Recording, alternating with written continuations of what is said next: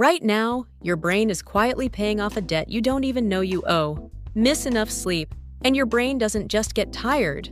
It starts shrinking connections, misfiring memories, and literally poisoning itself with its own waste. And the scariest part? You'll feel fine long before your brain actually is. Here's what's really happening upstairs when you don't sleep enough. Hey, welcome back. If you're watching this at 1 a.m., instead of sleeping, this one's for you. We're going deep into what sleep deprivation does to your brain. Short-term and long-term, the memory glitch. Almost nobody notices happening to them. And the one number that tells you if you're sleep debt has already changed your brain structure. Stick around till the end for that.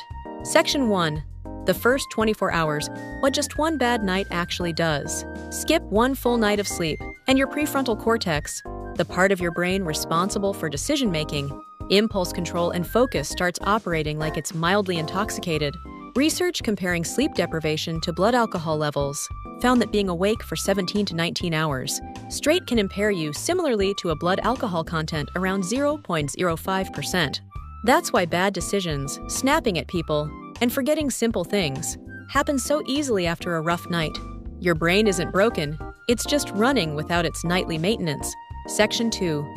The memory glitch nobody notices. Here's the part almost nobody talks about. During deep sleep, your brain moves memories from short-term storage into long-term storage, a process called memory consolidation. Cut that sleep short, and new information never fully saves. That's why you can study all night before an exam and still blank on material you definitely reviewed. You didn't fail to learn it. Your brain just never got the chance to file it away. Section 3. Your brain's nightly cleaning crew. This is the part that sounds like science fiction but isn't. While you sleep, a system in your brain called the glymphatic system flushes out metabolic waste, including a protein called beta amyloid, the same protein linked to Alzheimer's disease. Chronic sleep deprivation means that cleaning crew never finishes the job. Waste builds up. Some long-term studies have linked consistently poor sleep to a higher risk of cognitive decline later in life.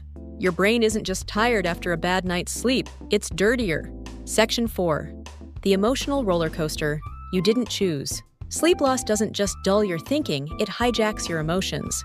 Brain imaging studies show that after sleep deprivation, the amygdala, your brain's fear and threat center, becomes up to 60% more reactive, while its connection to the rational prefrontal cortex weakens.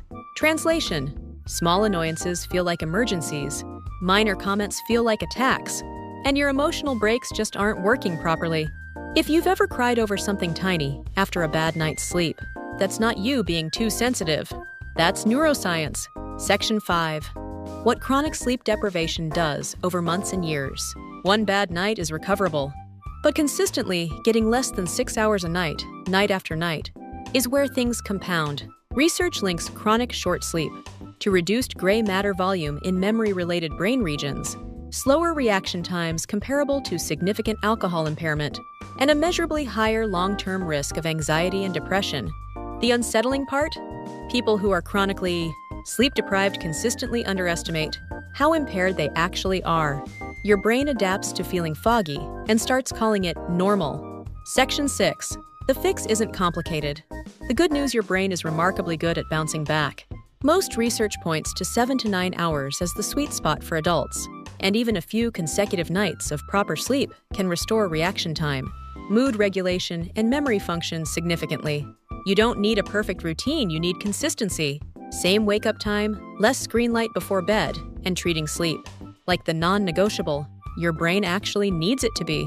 If this made you rethink your bedtime tonight, hit subscribe. We break down the science behind everyday habits like this every week. And let me know in the comments, how many hours did you get last night? Be honest. See you in the next one.